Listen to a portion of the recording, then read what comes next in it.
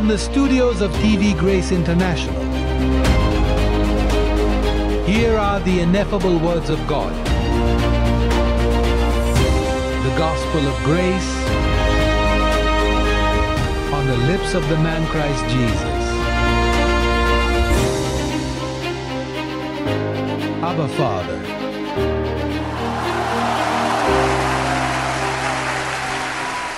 우리는 영광스러운 예수 그리스도의 복음에 대해 이야기하고 있었습니다. 오늘의 주제는 바울이 말하는 예수 그리스도의 영광스러운 복음입니다. 복음의 신비입니다. 그것은 신비입니다. 복음은 신비입니다. 제가 읽고 있던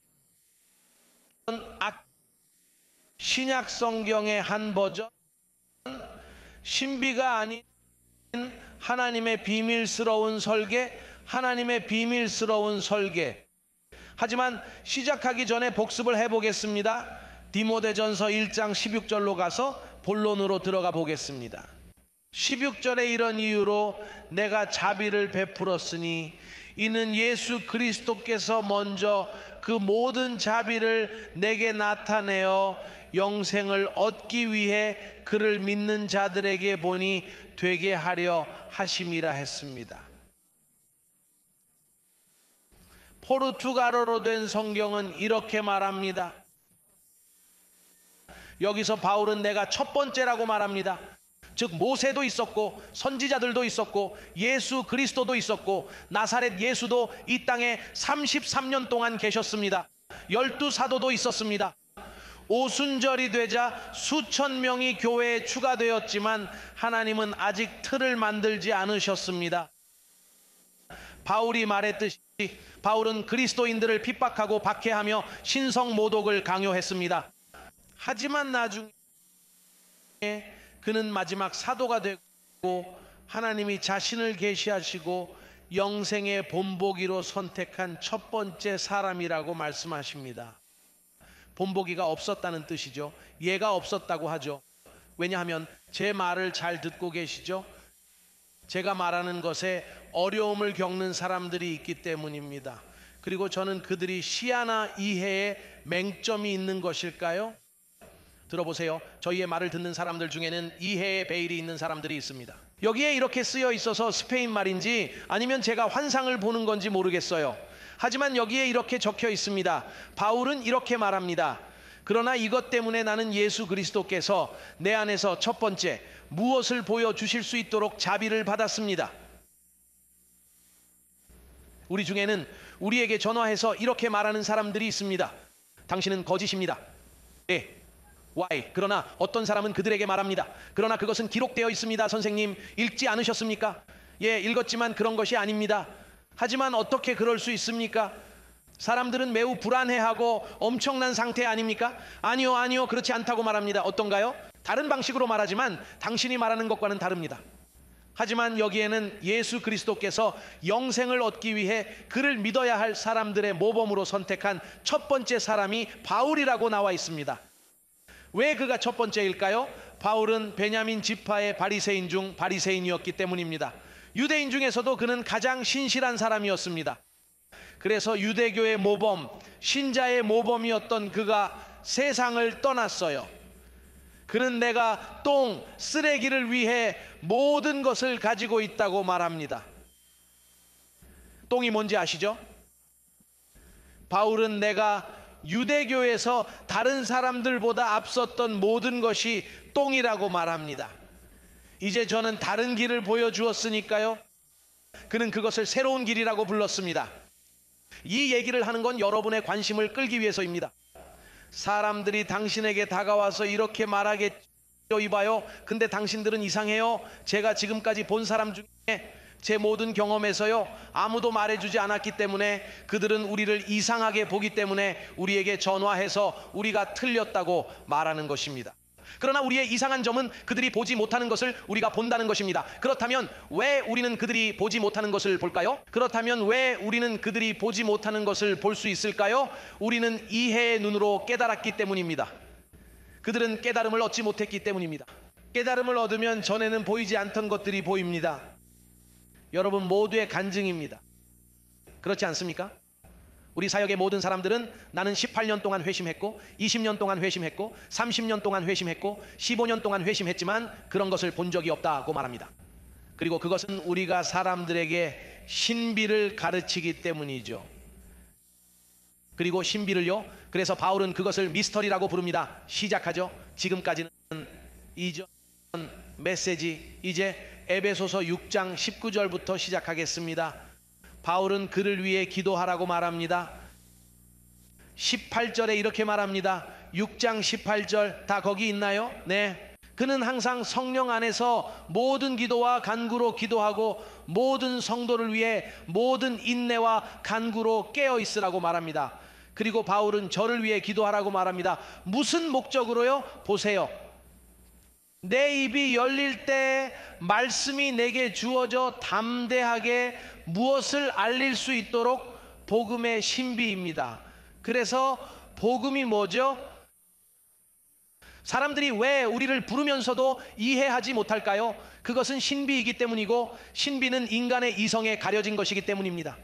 당신도 우리가 거짓 선지자라고 말하는 사람들 중 한 명인가요? 불안하게 하는 사람들이 있다고 말하는 사람들 중 한 명인가요? 아니요, 바로 그들이 문제인 사람들입니다. 그들은 신비를 이해하지 못하기 때문입니다. 또한 호세 루이스 데 헤수스가 입을 열 때 담대하게 설명할 수 있는 말씀이 주어질 수 있도록 여러분과 인터넷의 모든 청중에게 저를 위해 기도해달라고 요청할 것입니다. 복음의 신비입니다. 이봐요, 복음의 신비요. 지금 내 말을 듣고 있는 사람들이 이 복음의 신비를 이해할 수 있기를 얼마나 바라는지 아세요? 글쎄요, 그들은 이해하지 못해요. 그들의 귀가 종교적 밀랍으로 가득 차 있거나 율법으로 가득 차 있거나 모세로 가득 차 있는 것 같습니다. 그들이 무엇으로 가득 차 있는지 모르겠지만 그것은 예수 그리스도가 아닙니다. 예수 그리스도가 아닙니다. 그것들은 가득 차 있지만 예수 그리스도는 그렇지 않습니다. 복음은 신비라고 여기 나와 있기 때문입니다. 그리고 바울은 말합니다. 바울이 이렇게 기도하는 유일한 사람은 바울이기 때문에 이것이 그들에게 계시된 유일한 사람이기 때문입니다. 바울이 첫 번째입니다. 베드로는 이해하지 못했습니다. 요한도 이해하지 못했습니다. 야고보도 이해하지 못했습니다. 모세도요, 아무도 이것을 이해하지 못했습니다. 바울은 하나님께서 복음의 신비를 보여주기 위해 선택한 첫 번째 사람입니다. 그래서 3장에서 그가 어떻게 말하는지 보세요. 제발 라디오나 텔레비전에서 제 말을 듣고 있는 여러분 들어보세요. 여러분 자신을 사랑하십시오. 이것을 이해하십시오. 3장을 보세요. 3장이 어떻게 쓰여 있는지 보세요. 2절부터 그럼 1절로 가서 1절을 읽지 않은 이유에 대해 질문하지 않도록 합시다. 문제입니다. 사람들이 너무 힘들어요. 혼란에 빠진 사람들입니다. 네, 맞아요. 네, 혼란에 빠진 백성은 혼란에서 벗어나고 싶지만 방법을 모릅니다. 이 때문에 나 바울이 이렇게 말합니다. 에베소서 3장 1절입니다. 유대인 여러분을 위해 그리스도 예수의 포로된 나 바울은이 이를 위해 이방인들을 위해서요. 여러분, 이것은 우리를 위한 것입니다. 이방인들을 위한 것입니다. 이것은 유대인을 위한 것이 아니라 우리 이방인을 위한 것입니다. 예수께서 말씀하십니다. 너희가 들었으면 그가 말하는 것을 보라. 너희가 들었으면 듣지 못한 사람들이 많기 때문입니다. 그래서 바울은 그 당시에 내게 일어난 일을 들었는지 모르겠습니다. 내게 주신 하나님의 은혜를 너희가 들었거든.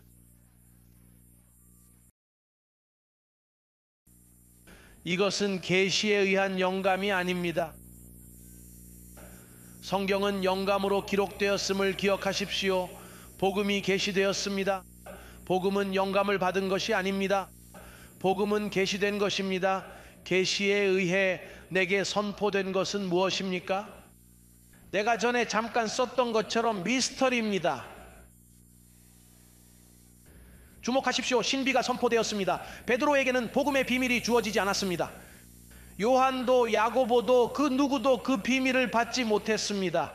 복음의 비밀을 계시받은 사람은 저 바울이 처음이자 유일한 사람입니다. 그리고 나서 그는 말합니다. 오늘 나는 수천 명에게 묻습니다. 복음의 비밀을 들었습니까? 나는 너희가 들었느냐고 말합니다. 여러분은 귀신에 대해 이야기하고 그들은 아 들어봤어요 라고 말합니다. 여러분이 죄에 대해 떠들면 그들도 여러분에게 말합니다. 여러분은 소리를 지르고 뛰어다니며 할렐루야를 외칩니다. 우리도 그런 말을 들었습니다. 하지만 신비에 대해 이야기할 때는 그들은 그런 소리를 듣지 못한 것 같습니다. 왜냐하면 하나님께서는 이해의 눈을 깨우쳐 주셔야 합니다. 그들은 계시를 받아야 하고 바울에게 겸손하게 와야 합니다. 바울만이 유일한 사람이기 때문입니다. 그는 첫 번째입니다. 저것 좀 보세요. 그가 말했죠. 저한테 일어난 일 들으셨어요? 물론이죠. 그들은 다메섹으로 가는 길에 쓰러진 아나니아에게서 그 얘기를 들었습니다. 그리고 그는 계시를 받고 낙원 셋째 하늘로 데려갔다고 말합니다. 베드로가 셋째 하늘에 대해 말하는 것을 들어본 적이 없습니다. 천국에 대해서요. 요한은 천국에 가지 않았고 베드로도 천국에 가지 않았습니다. 요한은 밤모섬에 갔다가 그곳에서 천사에게 당황했습니다. 그러나 바울은 천국에 가서 복음의 비밀을 선포했습니다. 아멘. 그의 이름으로 그게 바로 복음의 비밀입니다. 이봐요. 4절에 이렇게 쓰여 있잖아요. 읽으라. 그리스도의 비밀에 관한 나의 지식이 무엇인지 너희가 이해할 수 있도록 읽으라.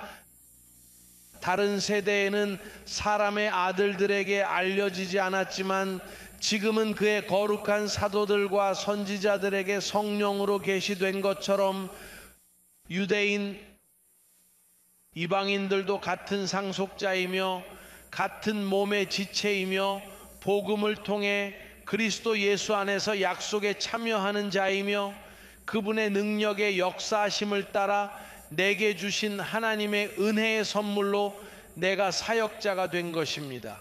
모든 성도 중에 지극히 작은 자 중에 지극히 작은 내게 이 은혜는 이방인에게 그리스도의 측량할 수 없는 풍성한 복음을 전하기 위해 주어졌습니다. 이봐, 그건 수업이야. 그건 베드로와 사도들에게 주어진 복음이 아닙니다. 할례의 복음은 측량할 수 없는 부요에 대해 말하지 않습니다. 오직 바울만이 복음의 비밀을 들었습니다. 개역 개정판에서 말하는 것처럼 하나님의 비밀스러운 설계입니다. 9절의 말씀을 보세요. 만물을 창조하신 하나님 안에서 만세로부터 감추어졌던 비밀의 경륜이 무엇인지를 모든 사람에게 밝히 드러내려 하심이라. 이 비밀이 감추어져 있었다는 뜻입니다. 그리고 하나님은 그것을 모세에게도 계시하지 않으셨고 선지자들에게도 계시하지 않으셨고 사도들에게도 계시하지 않으셨고 그 누구에게도 계시하지 않으셨습니다. 그는 기다렸습니다. 바울 오기를 기다리셨습니다. 하나님은 사람을 선택하십니다. 그리고 그분이 예정하신 사람은 바울이었습니다. 예레미야를 선택하셨던 것처럼요. 예레미야에게 예레미야야 네가 태어나기도 전에 나는 너를 열방의 선지자로 택했다고 말씀하셨습니다. 이 경우에는 이 일을 위해 사도 바울을 선택하셨습니다. 바울의 복음은 당신을 천국에 데려다주는 유일한 복음입니다. 천국입니다. 다음 책에서 빌립보서에서 골로사에서 1장으로 넘어가는 것이 좋습니다. 바울의 복음이 무엇을 하는지 보세요. 1장 13절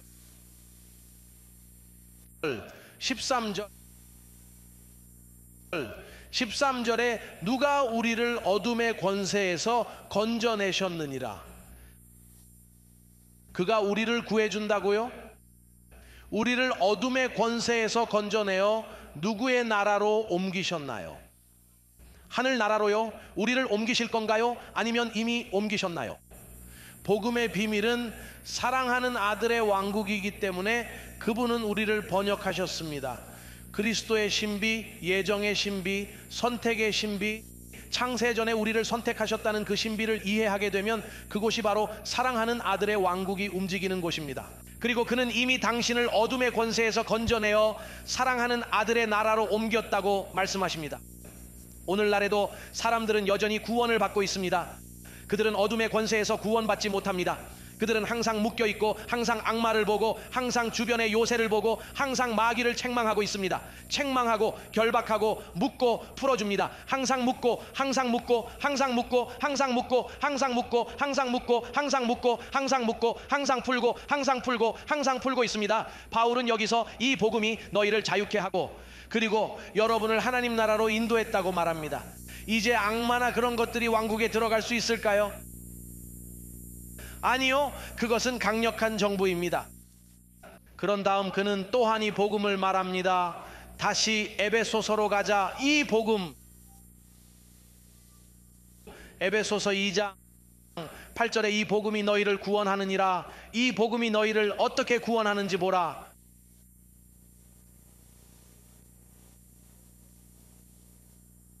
네오히는 그 은혜에 의하여 믿음을 오말미암아 구원을 얻었나니 이것이네. 오히에게서 난 것이 아니요 하나님이 선물이라 행위에서 난 것 이 아니니라. 이 복음에는 행위가 없습니다. 행위를 가져올 수 없습니다. 여기에는 금식이나 어떤 종류의 의생도 가져올 수 없습니다. 행위가 아니라 누구든지 자랑하지 못하게 하려 함이라. 행위의 문제가 뭔지 아십니까? 사람들이 영광을 돌리는 것이 야말로 개인적인 영광을 낳는다는 겁니다. 나는 금식했는데 당신은 그 음식하지 않았어요. 난 노력했고 대가를 치렀는데 당신은요. 여기에는 작품의 여지가 없습니다. 복음의 신비에는 행위가 들어갈 아리가 없습니다. 그리고 야고보를 보십시오. 야고보가 바울의 복음을 이해하지 못했다는 것을 주목하십시오. 야고보가 말하기 사람이 믿음으로만 의롭다함을 얻는 것이 아니라 율법의 행위로도 의롭다함을 얻는다는 것을 알 수 있습니다. 그게 야고보입니다. 그러나 그가 바울에게 도착했을 때 바울은 그에게 말합니다. 야고보, 그것은 그렇지 않습니다. 당신이 틀렸어요, 제임스. 여기서는 행위가 아닙니다. 사람은 율법의 행위 없이도 야고보, 베드로, 요한이 가진 복음은 두 가지 복음이기 때문입니다. 행위의 복음이었지만 하지만 바울의 복음에서는 행위는 맞지 않았고 배제되었습니다. 왜냐하면 일이 있는 곳에 자랑이 있기 때문입니다. 개인적인 자랑이 있기 때문입니다. 그래서 이 구절도 매우 중요합니다. 에베소서 1장 바로 저기입니다. 이 복음에 뭐라고 쓰여 있는지 보세요. 당신이 그것을 믿을 때 13절 너희도 들었으니 그 안에서 어떻게 말하는지 보십시오. 1장 13절 에베소서 1장 13절 그 안에서 너희도 진리의 말씀을 들었느니라. 진리의 말씀이 무엇인가요? 여러분의 구원의 복음이며 그것을 믿은 여러분은 약속의 성령으로 인침을 받았습니다. 여러분이 복음의 신비를 믿을 때 인침을 받는다는 사실을 주목하세요. 방언을 말할 때가 아닙니다. 이 바울이 도착하지 않았기 때문에 시스템에서는 그렇게 가르칩니다. 방언으로 말할 때 성령의 약속에 인을 받는다고 가르칩니다. 이제 바울은 은혜가 가르치는 복음을 믿을 때 성령의 인을 받는다고 명시합니다. 형제 여러분, 바울의 말은 그리스도인들 가운데는 인봉되지 않은 그들은 진짜가 아닙니다. 오늘날 도처에 많은 기독교가 있지만 그것은 정통이 아닙니다. 왜냐하면 그들은 두 가지 복음을 혼합하고 있기 때문에 그것은 정통이 아닙니다. 여러분도 아시다시피 어떤 문서 공증을 받지 않으면 유효하지 않다는 것을 알고 계실 겁니다. 한국으로 가져가면 공증이 되나요? 아니요, 소용없어요. 하지만 보세요, 선생님, 보세요. 공증을 받지 않으면 아무 소용이 없어요. 그래서 오늘날 많은 기독교인들이 믿지 않아서 인봉되지 않았어요. 여기 뭐라고 쓰여 있는지 보세요. 보세요, 13절 다시 읽어보겠습니다. 그 안에서 너희도 진리의 말씀 곧 할례 없는 구원의 복음을 들었느니라. 이렇게 말합니다. 그리고 그를 믿어 약속의 성령으로 인침을 받았습니다. 형제여, 이 세상에는 인봉되지 않은 그리스도인들이 많이 있습니다. 그들은 공증되지 않은 문서입니다. 그리고 당신은 그들이 할렐루야라고 말하는 것을 듣습니다. 신이 당신을 축복하고 신이 당신을 지키고 축복한다고 말하죠. 인장이 찍혀 있다면 축복이라고 말할 것이기 때문에 축복이라고 말하지 않습니다. 그들이 인봉되었다면 나를 믿고 아멘, 그것이 진실입니다 라고 말할 것입니다. 하지만 왜 그들은 믿지 않습니까?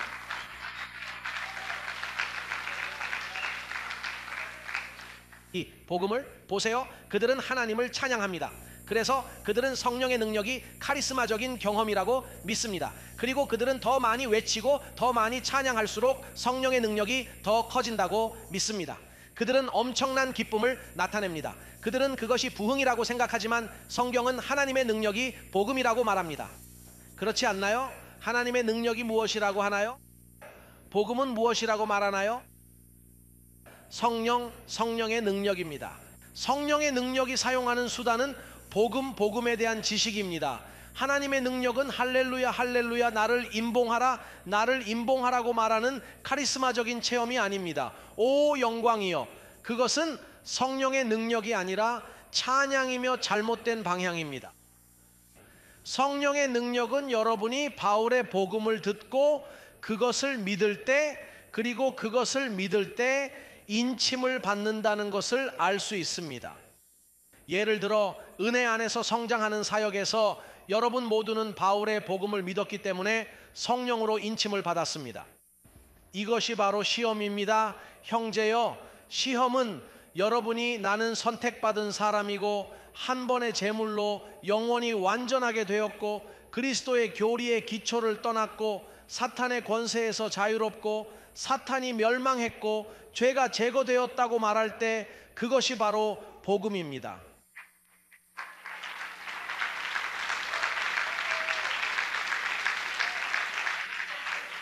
내가 들을 때 설교자의 말을 듣다 보면 5분 만에 그가 임봉되지 않았다는 것을 깨닫게 됩니다. 그는 거짓 기독교인입니다. 그들은 임봉되지 않았습니다. 마치 자동차를 운전하다가 번호판을 확인했는데 차 바닥에 있는 번호와 일치하지 않는 것과 같습니다. 그 차는 도난당한 것이고 모든 종류의 신자들이 도장도 없이 걸어다니고 직함도 없이 걸어다니는 것과 같습니다. 이봐요, 그들은 고아입니다. 그들은 불법입니다. 불법 체류자죠. 불법자들입니다. 당신이 진정성이 있으려면 바울의 복음을 믿었어야 합니다. 당신이 말할 때 축복, 그는 인봉된 자입니다. 유리는 언어로 그들을 알 수 있습니다. 그렇지 않습니까? 사람들이 말하는 방식으로 그들이 어디에서 왔는지 알 수 있습니다. 이 사람은 콜롬비아 사람이고 이 사람은 푸에르토리코 사람이고 이 사람은 말투를 보면 알 수 있죠. 따라서 임봉되었다는 것을 알기 위해서는 누군가가 당신을 맞이할 때 즉시 모든 축복으로 축복한다고 말해야 합니다. 천사들이 당신을 섬기고 있습니다. 신의 축복이라고 말하지 마십시오. 아니요, 이미 축복을 받았다면 신의 축복이 아닙니다. 진짜가 누구인지 알 수 있는 방법이 있습니다. 진정한 사람은 바울의 복음을 믿는 사람들입니다. 이제 바울이 자신의 복음에 대해 말하는 것을 주목하세요. 이것은 매우 중요합니다. 고린도전서 15장 첫 번째 편지입니다. 1절과 2절 형제들아, 내가 너희에게 전한 복음을 너희에게 선포하노니, 바울이 전한 복음은 무엇일까요? 할례의 복음입니다. 다시 말해서 형제들아, 내가 너희에게 전한 복음을 너희에게 선포하노니 너희도 받았으며 또 너희도 계속하리라. 내가 너희에게 전한 말씀을 굳게 지키면 너희가 구원을 얻으리니, 그렇지 않으면 무엇이냐? 당신은 헛되이 믿었습니다. 이봐 형제여, 헛된 것입니다. 바울이 여기서 무슨 말을 하는지 아십니까? 형제 여러분, 저 밖에 신자가 있는데 그가 할례의 복음을 믿지 않는다면, 바울이 전하는 복음을 믿지 않는다면 그는 헛된 믿음을 가진 것입니다. 그는 교회에 가지도 말고 일요일에 해변에 가는 게 낫습니다. 그가 은혜의 복음을 믿지 않았다면 그는 시간을 낭비하고 있습니다. 왜냐하면 첫째, 여기에 두 번째 측면에서 구원받은 것은 들음으로 구원받은 것이 아니라 예수의 피로 구원받았기 때문입니다. 그리고 선택되고 선택됨으로써 그것이 구원의 첫 번째 측면입니다. 여러분은 이미 구원받았고 어둠의 권세에서 해방되었습니다. 이제 구원의 두 번째 측면은 바울의 복음을 듣고 이 말씀을 간직한다면 나는 무엇으로부터 구원을 받았습니까? 왜냐하면 당신은 삶에서 통치하기 시작하기 때문입니다. 그래서 당신은 구원받은 것입니다. 이제 바울의 복음의 말씀을 간직하지 않는다면 헛된 믿음을 가진 것입니다. 그것은 시간 낭비입니다. 할렐루야를 외치고 마귀를 꾸짖는 신자들을 보셨습니까? 그것은 헛된 믿음입니다. 그들은 15년, 20년 동안 그런 식으로 계속하지만 아무것도 배우지 못하기 때문입니다. 사도 바울의 말에 따르면 그들은 헛된 믿음을 가지고 있습니다. 사도 바울이 이렇게 말합니다. 사도 바울은 이렇게 말합니다. 내가 할례의 복음을 전합니다. 그리스도께서 천국에서 내게 계시하신 복음을 전하노니 만일 너희가 이 복음을 믿지 아니하고 굳게 서지 않으면 헛된 것을 믿은 것입니다. 예를 들어 저는 오순절 교회에서 18년을 보냈는데 18년을 헛되이 보냈습니다. 거의 모든 것을 부인하면서요. 거의 모든 것을 부인합니다. 은혜의 복음의 모든 경륜을 부정하기 때문입니다. 그리스도의 복음의 신비는 거의 모든 부분에서 부정됩니다. 그 이유입니다. 그래서 바울은 베드로에게 이렇게 말했습니다. 보라, 바울이 너희에게 이르노니 너희가 할례를 받지 아니하면 그리스도가 너희에게 아무 유익이 없느니라. 할례를 받으면 헛된 것을 믿은 것이니 그리스도께서 너희에게 아무 유익이 없느니라. 율법을 지키면 그리스도는 당신에게 아무 유익이 없습니다. 바울이 쓴 복음에 들어가지 않는다면 그리스도는 당신에게 아무 유익이 없습니다. 그리스도께서 마귀를 멸하러 오셨을 때 금식하며 마귀를 책망하는데 시간을 다 쓴다면 마귀를 책망하는데 시간을 다 쓴 것입니다. 마귀를 책망하는데 시간을 보내게 됩니다. 그러면 우리는 어디에 남을까요? 내가 그를 멸망시켰는데도 당신은 여전히 그를 책망합니다. 세례의 모든 시간을 보내고 의식의 모든 시간을 보낸다면 그리스도는 당신에게 아무 소용이 없습니다. 여러분이 구원을 짊어지고 있다는 것을 알지 못합니까? 당신은 행위에 관여하고 종교에 관여하지만 예수 그리스도의 복음의 신비에 대한 지식에는 관여하지 않고 헛된 믿음을 가지고 있습니다. 또한 4절의 내용을 보십시오. 그리스도에게서 당신은 느슨해졌습니다. 그것이 그들이 분리되고 봉인되지 않고 진정성이 없는 방식으로 돌아다니는 방식입니다. 율법으로 의롭다함을 얻은 여러분은 그리스도에게서 분리되었습니다. 은혜에서 무엇을 얼마나 많은 사람들이 안식일을 지키고 있습니까? 얼마나 많은 사람들이 구약 성경을 듣고 종교 의식을 지키고 있습니까? 그들은 그리스도에게서 분리되어 있습니다. 예수 그리스도와 하나가 되려면 가장 먼저 해야 할 일은 그리스도 안으로 들어가는 것입니다. 로마서부터 히브리서까지 그 14권의 책을 공부하고 바울 서신을 먹어야 복음의 신비가 여러분을 삼킬 것입니다. 여러분을 형성하고 여러분 안에 그리스도를 형성합니다. 바울이 갈라디아 사람들에게 말해야 했던 것을 주목하십시오. 봐요, 나는 진실을 말함으로써 나 자신을 당신의 적으로 만들었습니까? 바울은 스스로 갈라디아 교인들의 적이 되었습니다. 왜일까요? 11명의 사도들이 그곳에 가서 그 회중을 해쳤기 때문입니다. 그리고 바울은 그곳을 통과해야 했습니다. 갈라디아서 4장에 뭐라고 쓰여 있는지 보세요. 4절 16절 2장에서는 사도들의 행위에 대해, 3장에서는 사도들이 돌이켜 믿음을 버린 것에 대해, 4장 16절에서는 내가 너희에게 진리를 말함으로 너희의 원수가 되었느냐고 말씀하고 있습니다. 형제여, 저는 진실을 말하기 때문에 여기 마이애미에서 많은 사람들의 적이 되었습니다. 그리고 바울이 어떻게 말하는지 보세요. 그는 사도들이라고 말합니다. 보세요, 그가 말합니다. 사도들은 이 공동체를 유대교화하기 위해 그곳에 들어갔기 때문에 열심히 있었다고 말합니다. 그는 그들이 여러분에게 열심을 가지고 있지만 선한 것이 아니라 여러분이 그들에게 열심을 갖도록 우리를 빼앗아 가려고 한다고 말합니다. 내가 여러분과 함께 있을 때뿐만 아니라 항상 선한 것에 열심을 보이는 것이 좋습니다. 그리스도가 여러분 안에 형성될 때까지 다시 태어나서 고생하는 나의 어린 자녀들아, 나는 지금도 여러분과 함께 있을 것이며 여러분에 대해 당혹스러워서 내 어조를 바꾸고 싶습니다. 바울이 왜 내가 너희와 함께 있기를 원한다고 말하는지 아십니까? 왜냐하면 바울은 이 교회를 시작한 사람인데 처음에 눈병 때문에 배를 탈 수 없어서 거기서 머물면서 이 교회를 시작했는데 그때 베드로와 사도들이 왔어요. 그리고 베드로와 요한과 야고보가 와서 그들에게 말하기 시작했습니다. 바울은 거짓 교리를 가르치니 조심하십시오. 그를 조심하라. 그러자 바울이 말하되 내가 너희를 낳은 후에 다시 고난을 받았으니 이제 너희 때문에 다시 고난을 받게 되었도다. 누가 너희를 미혹하여 진리에 불순종하게 하였느냐?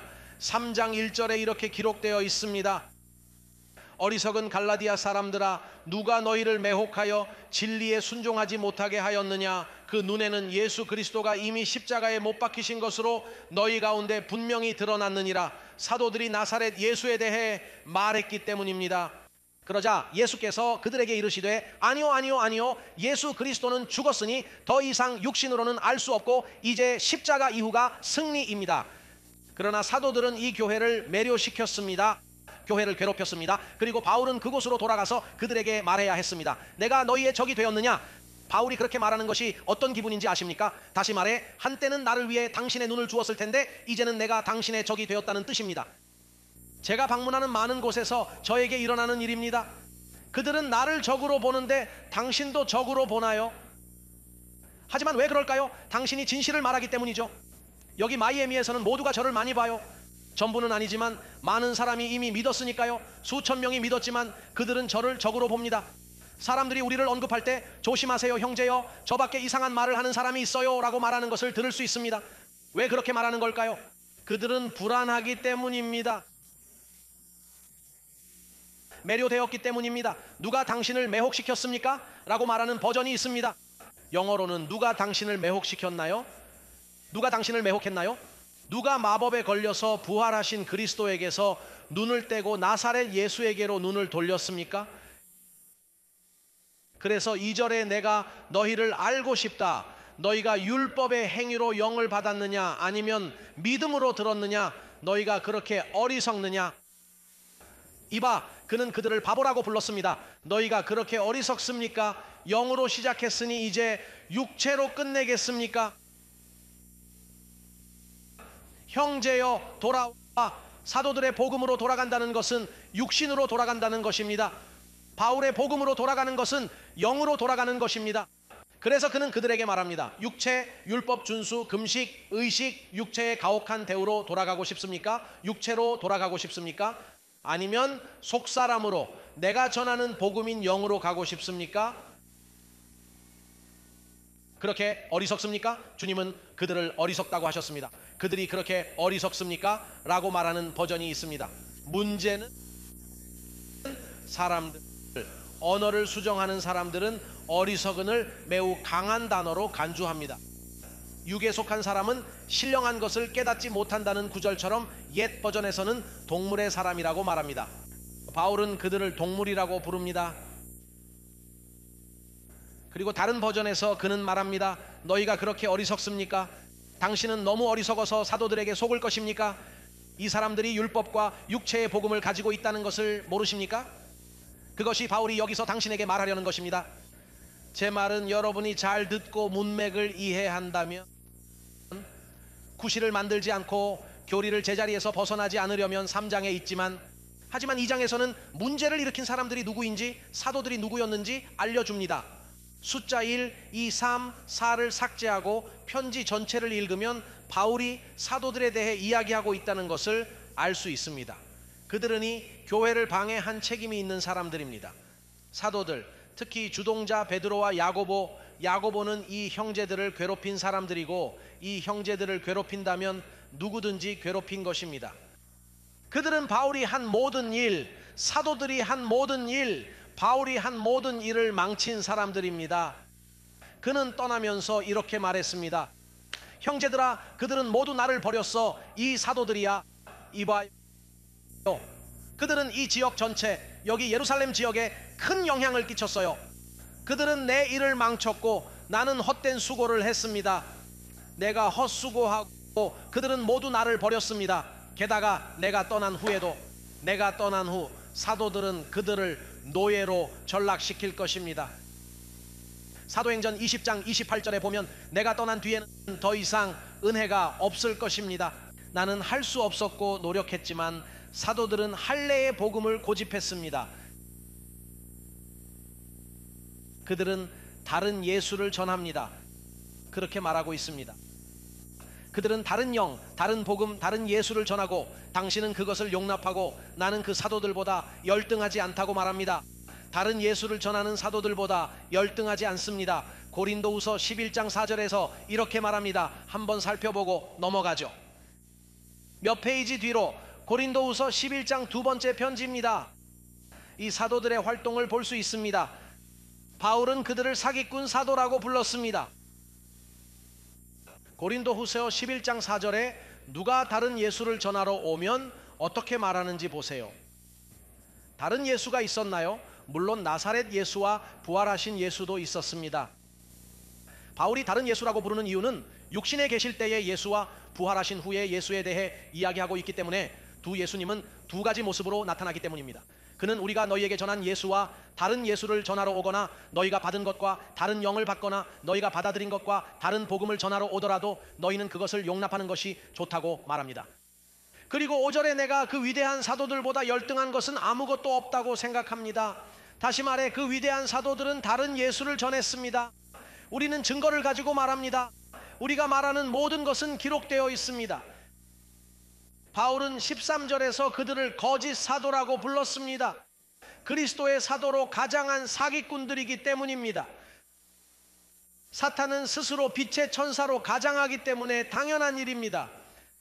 그러므로 그의 사역자들도 자신을 의의 사역자로 가장하는 것은 놀라운 일이 아니니 그들의 끝은 그들의 행위대로 될 것입니다. 바울은 사도들과 함께 강했고 매우 강했으며 여러분도 강해야 합니다. 죄악의 비밀은 바로 여기에 있습니다. 그리고 그것이 우리가 고군분투하는 것입니다. 그것이 교회가 고민하는 것입니다. 그들이 신약 성경을 읽고 그 사도들이 선하다고 믿는 것을 보지 않습니까? 그들은 십자가 이전에는 선했지만 십자가 이후에는 유통기한이 지난 약입니다.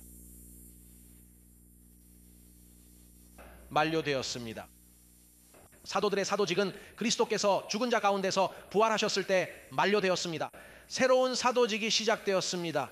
그리스도의 복음의 신비, 예수 그리스도의 온 교회를 위해 여러분은 복을 받았습니다.